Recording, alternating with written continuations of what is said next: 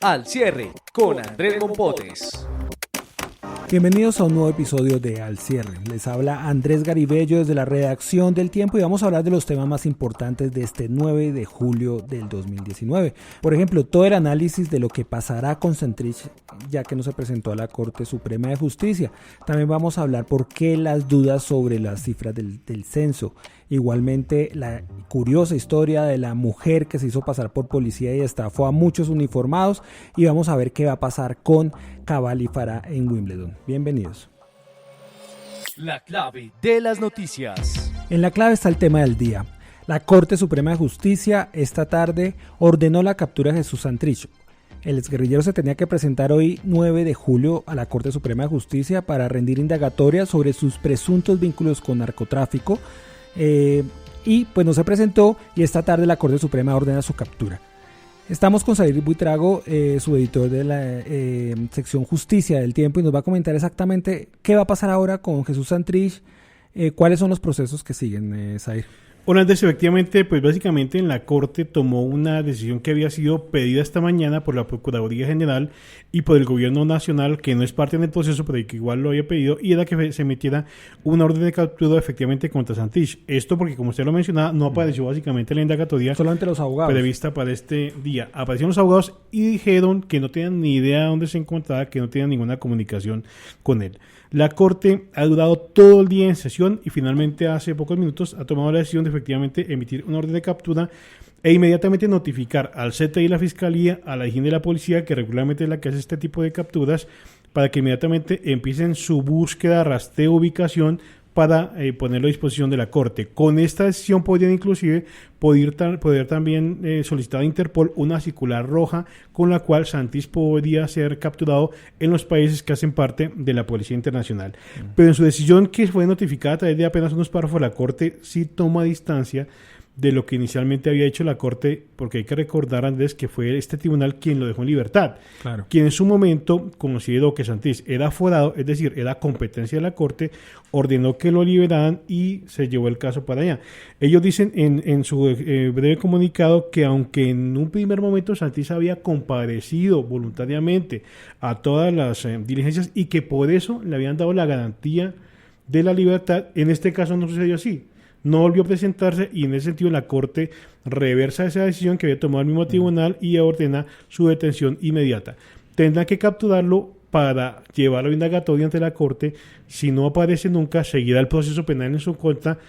La Corte tendrá que definir si hay elementos de juicio para acusarlo, para llevarlo a juicio y en algún momento decir si es inocente o culpable de los cargos por los cuales es procesado. Hay que recordar que él está citado el 29 de abril en la Justicia Especial para la Paz. Ya con esto se complica un poco. De julio. Pero digamos, eso es lo que le voy a preguntar. Bueno, vamos poco a poco. Entonces, sí. Tiene una doble instancia, para decirlo así, en la JEP, ¿cierto? ¿Eso qué va a pasar con ese recurso que presentó la Procuraduría en ese momento cuando la JEP no encontró evidencia para él que no lo comprometía con narcotráfico? ¿Qué va a pasar con ese proceso en la JEP? Este caso es muy especial, Andrés, porque como el país lo conoce, pues tenemos una justicia especial para la paz. Como usted lo decía, hay un proceso pendiente en la JEP que inicialmente, en la primera instancia, fue quien consideró que Santrich no debía ser extraditado al encontrar que no había evidencias para procesarlo en los Estados Unidos. Sí. En su momento la JEP podrá pronunciarse, pero no anulará este fallo de la Corte Suprema de Justicia, así que él seguiría preso por determinación de la Corte. Sí podría, al contrario, agravarse aún más allá la situación de Santrich, y es que si no aparece en la situación que tiene, podrían iniciar, como ya lo hicieron con otros jefes de la guerrilla, un incidente relacionado con el incumplimiento de los acuerdos de paz. Uno de ellos, por supuesto, presentarse ante la justicia y presentar los informes. Ese día le está citado para que presente su informe del caso de secuestro, el caso 001. Si no aparece, podrían también, como le digo, abrirle un incidente y con esto no solamente podría ser capturado por la Corte, procesado por narcotráfico, sino que quedaría en riesgo de perder todos los beneficios de la desmovilización y que todos los procesos vayan a la ordinaria con las penas, obviamente, que tiene la justicia ordinaria. El otro tema, lo que quizás le preocupa más al partido de la FARC, el tema de la curul. ¿Qué pasa con esa curul? ¿Se desaparece? ¿Pierde las FARC esa curul? En este caso salió mal esa estrategia de haberlo posesionado. Ya la guerrilla había tenido, el partido político de la guerrilla, surgido de la guerrilla, había tenido un inconveniente con Iván Márquez. En su caso, él no se posesionó, así que no había ningún inconveniente con la curul. En este caso, como es conocido por el país, Jesús Santrich lo que hizo fue posesionarse tras su liberación y hoy es congresista de la República. De hecho, tiene un cheque pendiente allá en el Congreso que no ha ido a reclamar. En ese caso, sí se podría demandar la investidura. El Consejo de Estado podría quitarle la investidura, pero además quitarle esa curul que se había ganado el partido político de la guerrilla como parte de los acuerdos de paz. Ahí obviamente hay una curul que está en juego para la guerrilla de la FARC que les preocuparía al partido, que ha tomado distancia y ha dicho: las responsabilidades son individuales, él tendrá que responder por lo que está haciendo o por dejar de comparecer ante la justicia. Se tomó distancia las FARC, pero pues estamos ahí también preocupante por su curul. Claro, perderían la curul, obviamente eso sería parte de un proceso en el Consejo de Estado, pero si se siguen las normas que hasta el momento se han venido aplicando, por haberse posesionado, perdería la curul la guerrilla. Claro.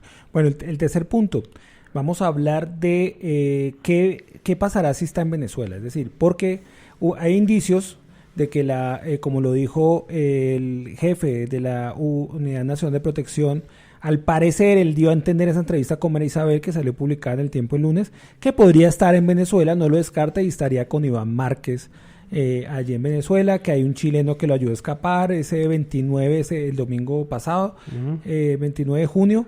Bueno, si está en Venezuela, ¿cuál es ese escenario? Eso plantea una imposibilidad, Andrés, ni siquiera un reto, porque es una imposibilidad de capturarlo.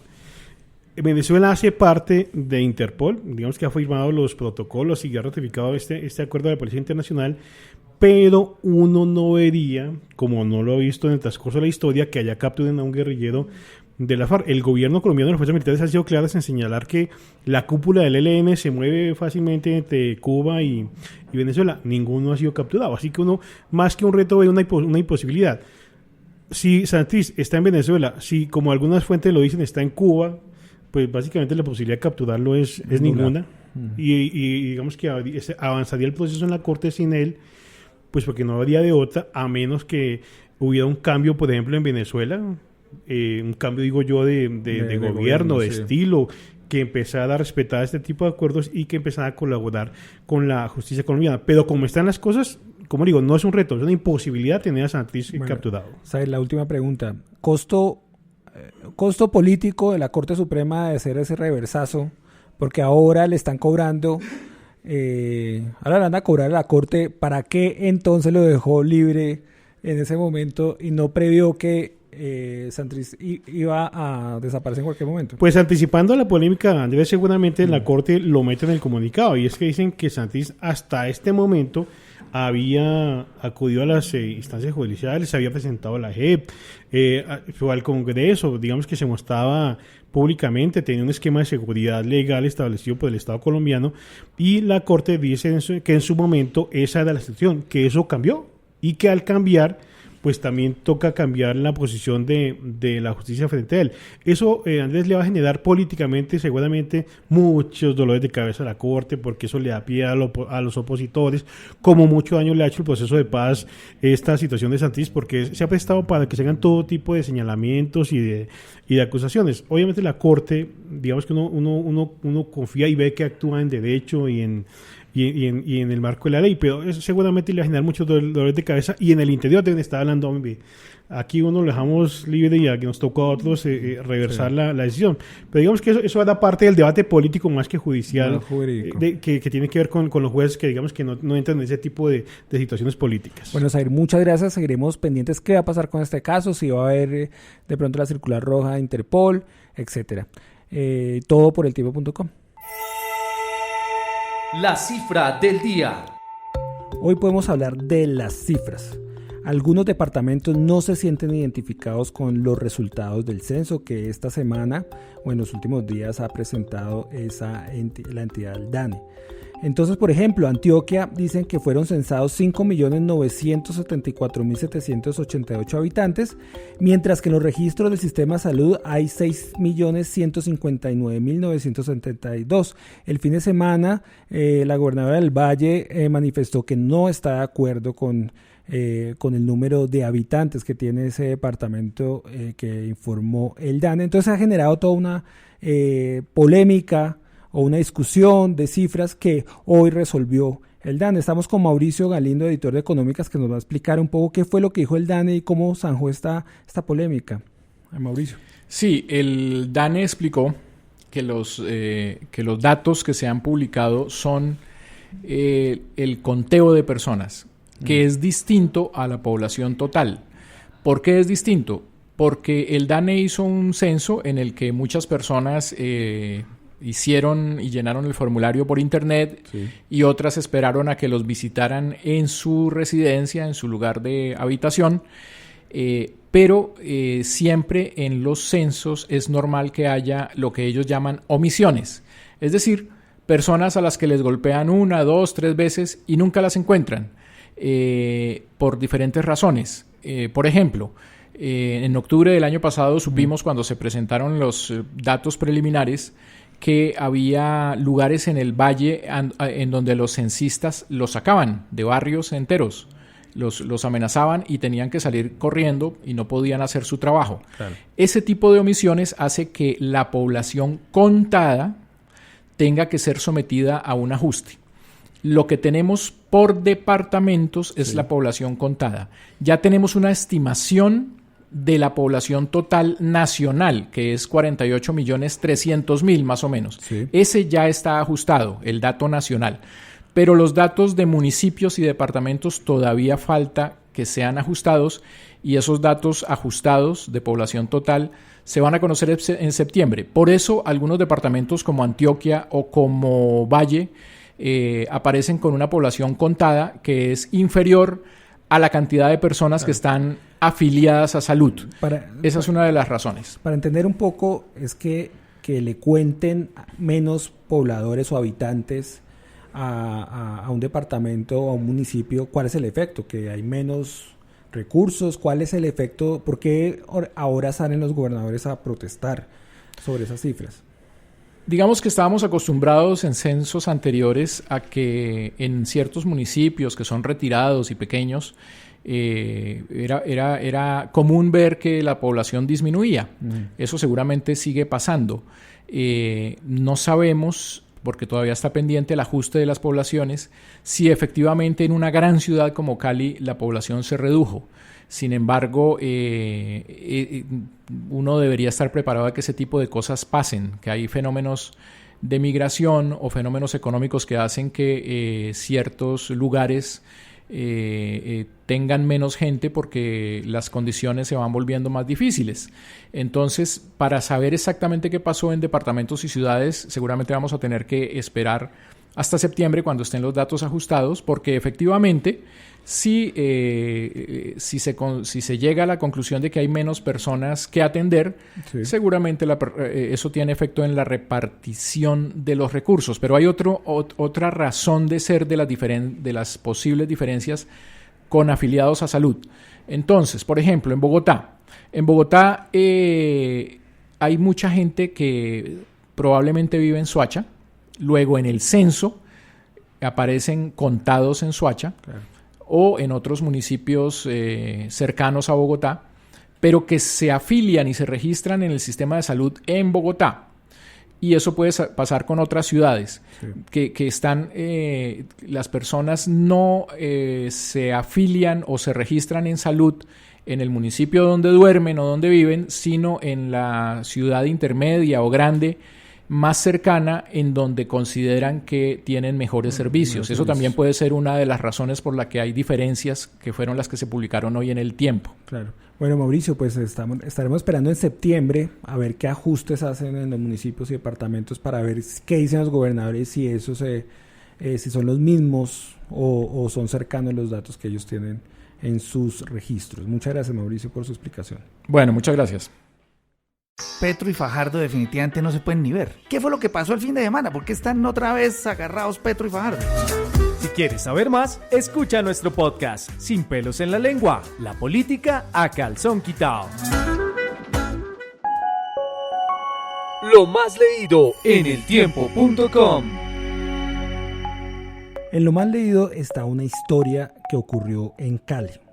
Una historia de una mujer que se hacía pasar como teniente, es lo más leído en este momento en eltiempo.com, estafó a mucha gente. Miguel Espinosa de la sección Colombia tiene la historia exactamente de qué se trata, qué hacía esta mujer. Miguel. Bueno, la información que tenemos es que esta mujer de 29 años, oriunda de Medellín, se hacía pasar por teniente de uniforme y carné oficial de la institución de la policía para acercarse a otros uniformados de altos rangos de la institución y a su vez beneficiarse de créditos por los cuales accedía pues a través de estas personas. ¿Cómo hacía? Ella convencía al uniformado que le sirviera de fiador o qué hacía. Sí, la idea es que la mujer se encargaba, digamos, de establecer relaciones sentimentales con estos oficiales de alto rango para posteriormente, mediante engaños, pedir, digamos, préstamos a entidades financieras con los cuales ella, digamos, se quedaba con esos recursos y al día siguiente desaparecía. Y así, digamos, cometió este tipo de fraude en diferentes ciudades del país. Bueno, una de las cosas que llama la atención de este caso, Miguel, es que en 2017 la mujer había sido capturada por simulación de investidura. Es decir, lo más extraño es que los uniformados de alto rango no se dan cuenta que esas insignias estaban raras, el uniforme era más ceñido al cuerpo, ese tipo de cosas, no sé, eso... ¿Qué dicen allá en Cali? El coronel Javier Navarro, comandante de la Policía del Valle, señaló que, digamos, como las relaciones que conseguía con los altos mandos de la policía, digamos, eran de carácter sentimental. Esto, digamos, servía para confundirlos o para que no prestaran atención en algunas irregularidades de su proceso, como era, digamos, seducirlos y después tener relaciones sentimentales con ellos. Esto generaba que se prestara, digamos, para confusión o para que ignoraran las irregularidades. Mire, ¿se sabe cuántos créditos sacó, cuánto dinero esta mujer consiguió con... Dicen que se volvió millonaria, pero no sé si existe alguna cifra de cuánto estamos hablando. La verdad es que no se tiene la cifra exacta porque se cometió, digamos, en diferentes puntos del país. Ya la captura en el Valle del Cauca se da por que ya, digamos, había un antecedente, una orden de captura. Por el momento, digamos, se está evaluando en cuántos puntos del país realizó esta estafa y cabe resaltar que también había dado algunas charlas en colegios para dictar conferencias porque también se hacía pasar por trabajadora social. Bueno, también será otro tema. ¿Y qué hacían los colegios?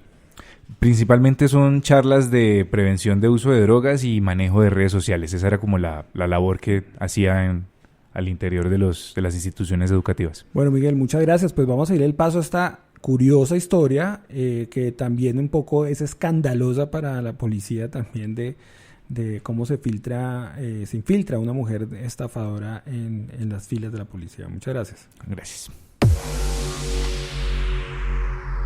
Escucha Contraataque con toda la actualidad del fútbol de Colombia y el mundo.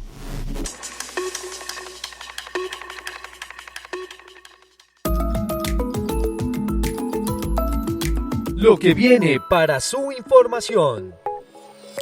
En lo que viene está Cabal y Farah. No paran de hacer historia y clasificaron este martes a las semifinales de Wimbledon, algo histórico para el país. Estamos con Orlando Asensio, ¿qué viene para estos dos colombianos? Y segundo, ¿cuáles son las claves de por qué estos triunfos? Pues Andrés, ¿qué tal? Buenas tardes. Lo que viene pues es la disputa de la semifinal. Falta por conocer los rivales que van a enfrentar en la siguiente fase. Esos rivales se van a conocer este miércoles.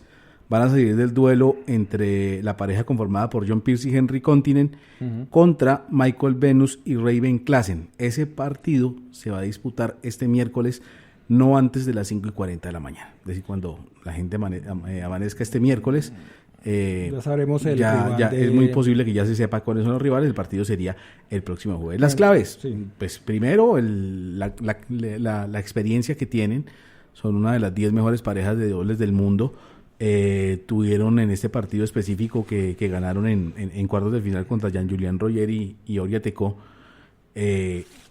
una efectividad en el servicio que les permitió conseguir la victoria. Lograron 22 saques ganadores, un 75% de acierto. Levantaron 5 puntos para perder el partido, y todo eso pues se logra a raíz de trabajo y experiencia. Pues es el año soñado de estos dos colombianos, ¿no? Sí, claro. Ya porque ya han ganado este año otras cosas, es muy importante. Sí, han tenido triunfos en varios torneos. Acá en Roland Garros, en Australia Open, en US Open, también el año pasado. Han llegado a finales, a semifinales, han ganado torneos ATP 500, torneos ATP 250. Es la primera vez que acceden a semifinales en Wimbledon, que era el Grand Slam que les faltaba alcanzar esa distancia, y ahora pues tienen la posibilidad por cuadro, no solamente de disputar la semifinal, sino también una posibilidad real de llegar a la disputa del título. Bueno, ¿y por qué no? De ganarlo. Sí, de ganarlo de pronto. Orlando, mañana, bueno, hablando de otro tema muy importante, todo el mundo le está siguiendo el paso a Egan. Mañana ¿qué se espera de esa etapa que va a haber el primer premio de montaña? Bueno, la etapa de este miércoles no es tan montañosa. Es una etapa de media montaña, es una etapa que pues tiene sus dificultades, pero no es una etapa propiamente para escaladores. Es de pronto un recorrido un poquitico más para... Es el jueves, es la que... El jueves es cuando tenemos la primera etapa de alta montaña, y ahí es donde se va a ver, ya donde cada equipo tiene que mostrar las cartas. Hay unos que están, unos equipos que tienen ventaja por lo que lograron en la contrarreloj por equipos, como el Jumbo Visma de Kruijswijk, que son los que están por delante en ese momento en la clasificación general, y luego Lineos de Bernal y de Geraint Thomas. Los que van a tener que salir a buscar la carrera y a tratar de atacar de lejos son los que están más alejados en la clasificación general. Caso concreto Nibali, caso concreto el Movistar, que no quedó bien parado en la contrarreloj por equipos. Muy criticado el Movistar.